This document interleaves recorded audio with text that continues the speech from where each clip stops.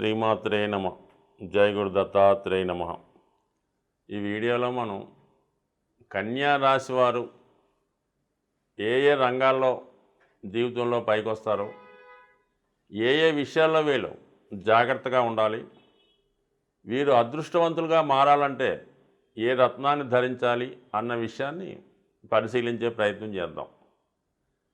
కన్యా రాశి సహజంగా ఇది రాశి చక్రంలో 6వ రాశి. అంటే 6వ రాశి అంటే 6వ భావం మనకి ఏం చెప్తూ ఉంటుందంటే శత్రువులు, రోగాలు, రుణాలు, సేవక లక్షణాలు, సర్వీసు, హెల్ప్ ఇలాంటివన్నీ ఉంటే ముఖ్యంగా శత్రువులు, రోగాలు, రుణాలు అంటారు. సర్వీస్ మెంటాలిటీ అన్నమాట. 6వ స్థానం అంటే సర్వీసు. అందువలన ఏంటంటే ఈ కన్యా రాశి వారు 99% ఎక్కువగా ఉద్యోగపరంగానే రాణించగలుగుతూ ఉంటారు. మంచి సేవలు అందిస్తూ ఉంటారు. ఒక వైద్యునిగా, ఒక నర్సుగా, ఒక న్యాయవాదిగా, ఒక రెస్టారెంట్ మేనేజర్గా, ఒక గ్రంథాలయ మేనేజర్గా, ఒక ఉపాధ్యాయునిగా, అంటే మేధస్సు కలిగి ఉండి సేవలు అందించే సంస్థల్లో బాగా రాణించగలుగుతుంటారు. ఎక్కువ మంది అమ్మాయిలు అంటే స్త్రీలు డాక్టర్ వృత్తిని ప్రిఫర్ చేస్తూ ఉంటారు. కేవలం డాక్టర్లే కాకుండా నర్సులు, మొత్తం ఆ సేవా రంగంలో అంటే హాస్పిటల్లో ఎవరెవరు డ్యూటీ చేస్తారో వాళ్ళని ఒకసారి మనం పరిశీలిస్తుంటే ఎక్కువ మంది ఈ కన్యా లగ్నం వారు కానీ కన్యా రాశి వారు కానీ కలిగి ఉండడం యాదృచ్ఛికంగా జరుగుతూ ఉంటుంది.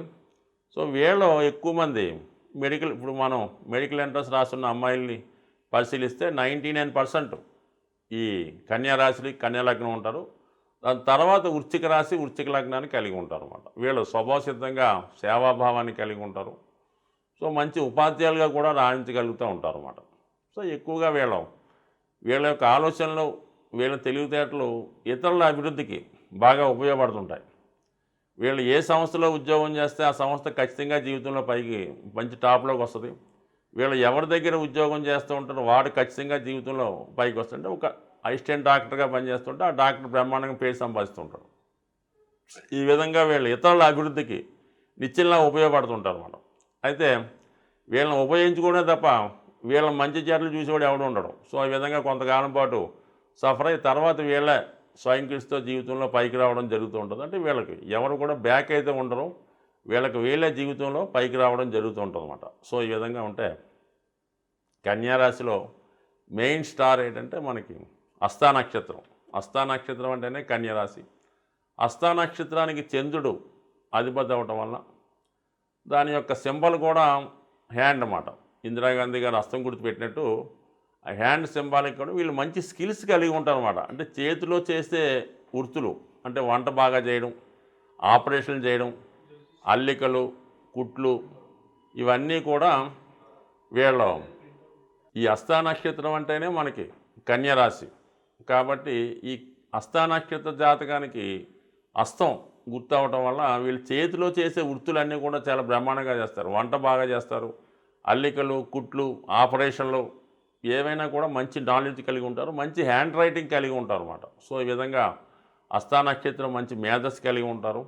అయితే వీళ్ళు తొందరగా అందరినీ నమ్మడం వల్ల మోసపోతూ ఉంటారు.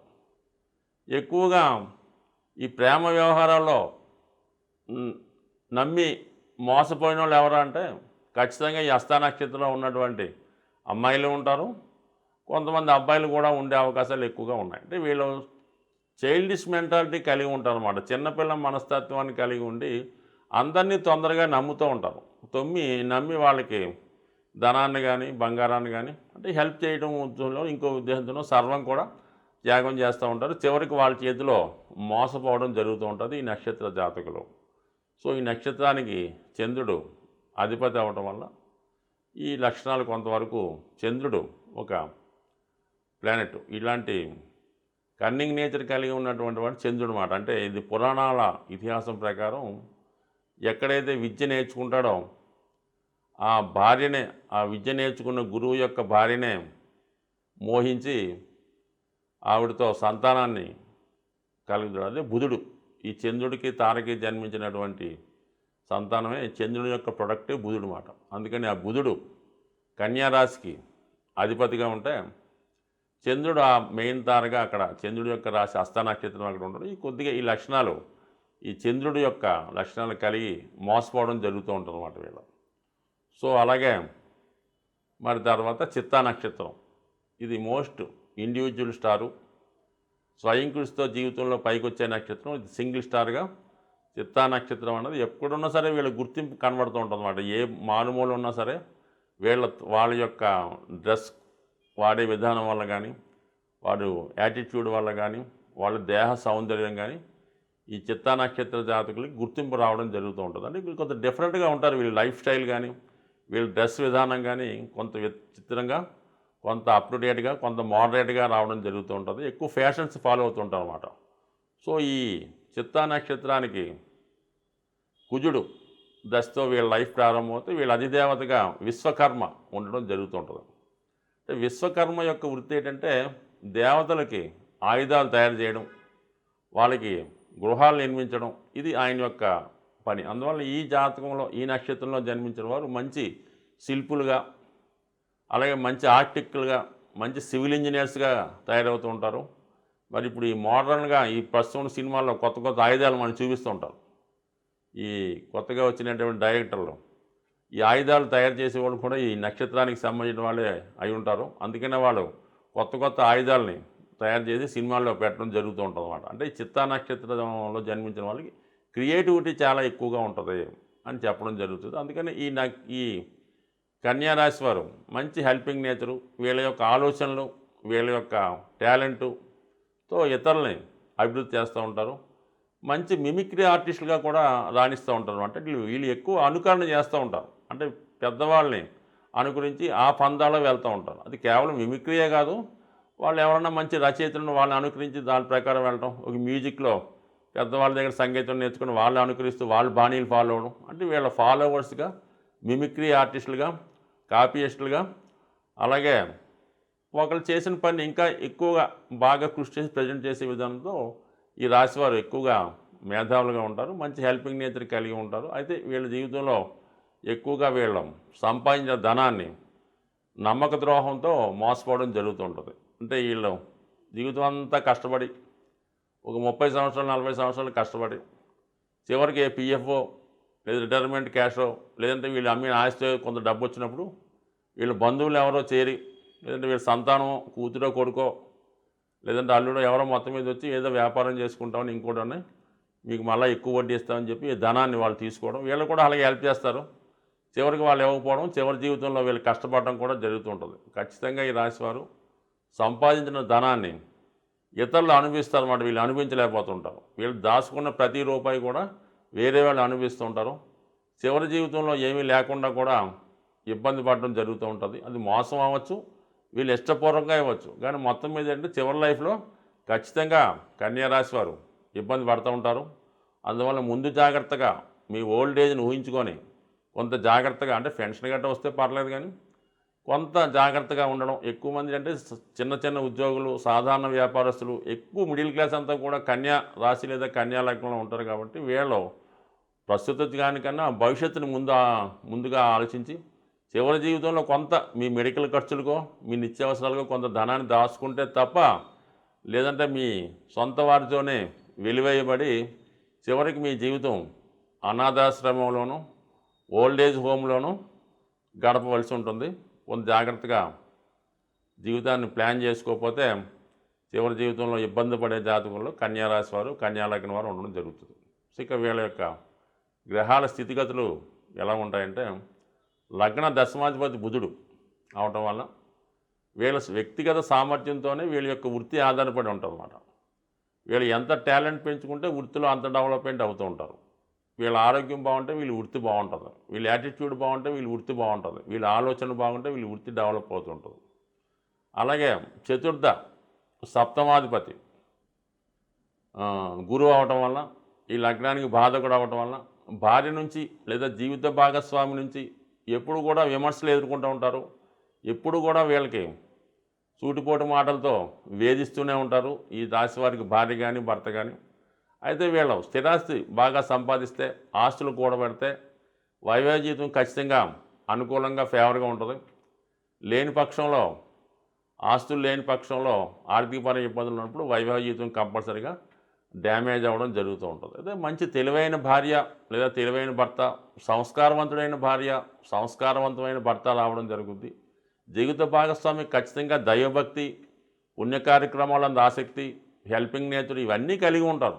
కానీ ఏదో సందర్భంలో చిన్నపుచ్చి ఇలా మాట్లాడుతుంటారు. అంటే ఇతన్ని డిగ్రేడ్ తక్కువ చేస్తుంటారు అనమాట. అంటే ఇక్కడ సప్తమం అన్నది గురుగ్రహం అయింది, లగ్నం అయినది బుధుడు అనమాట. ఇప్పుడు కూడా బుధుడు మరి గురువు డామినేటెడ్ ప్లానెట్ అవ్వటం వల్ల ఎంతసేపు కూడా వీళ్ళని కొద్ది తక్కువ అంచనా వేస్తుంటారు అనమాట, భర్త కానీ భార్య కానీ ఈ ఈ జాతకులు. సో ఇది వ్యక్తిగతంగా పక్కన పెట్టుకుంటే, ముఖ్యంగా సంతానం విషయంలో పంచమాధిపతి షష్టాధిపతిగా ఉన్నటువంటి శని పంచమాధిపత్యం షష్టాధిపత్యం అవ్వటం వల్ల సాధారణంగా మరి పిల్లల్ని కొంచెం జాగ్రత్తగా పెంచి వాళ్ళకి సరైనటువంటి సౌకర్యాలు కలిగిస్తేనే ఇది తర్వాత మిమ్మల్ని వాళ్ళు చూడటం కానీ మంచిగా చూడటం కానీ జరుగుద్ది. లేని పక్షంలో మీరు ఏమాత్రం వాళ్ళకి తక్కువ చేస్తే వాళ్ళ నుంచి కూడా విమర్శలు ఎదుర్కోవడం జరుగుద్ది. అంటే పంచమం అన్న సంతానం చెప్తే 6వ స్థానం అన్నది శత్రువు అని చెప్తూ ఉంటుంది అనమాట. అంటే సంతానమే శత్రువులుగా మారుతారు మీరు సరిగ్గా వాళ్ళని పెంచినప్పుడు, సరిగ్గా క్రమశిక్షణలో లేనప్పుడు వాళ్ళకి సరైన సదుపాయాలు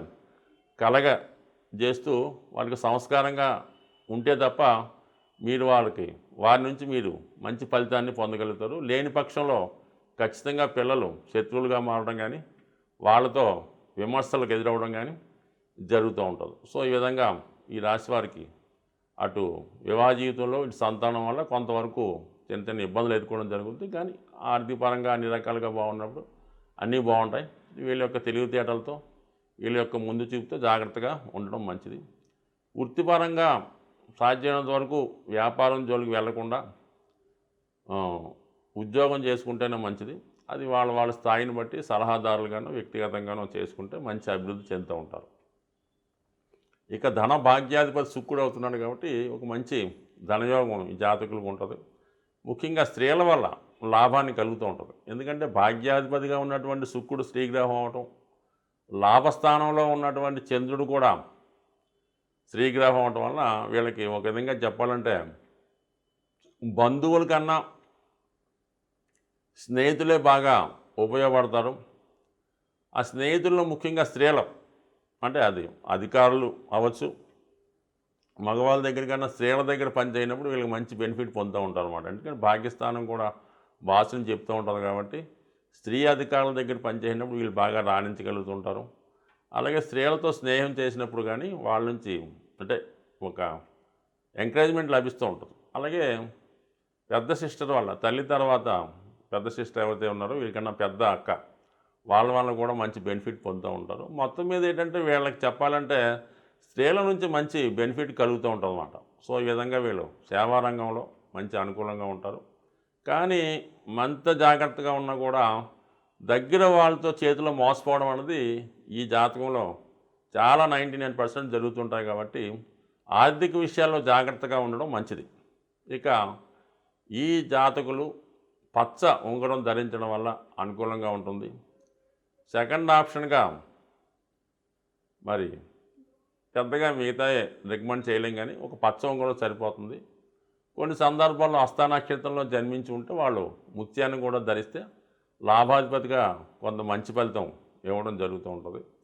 సో అలాగే రుద్రాక్షల విషయంలో మాత్రం ఒక 4 ముఖాల రుద్రాక్ష ధరించడం. వీళ్ళు ఎక్కువగా విఘ్నేశ్వరుని పూజించుకోవాలన్నమాట. ఎందుకంటే వీళ్ళు ఎక్కువగా ఆటంకాలు వస్తుంటాయన్నమాట. అంటే ఒక విధంగా విఘ్నేశ్వరుడు కూడా కన్యా రాశిలోనే కన్యా లగ్నంలో జన్మించడం వల్ల విఘ్నాలు ఎక్కువగా వస్తుంటాయన్నమాట.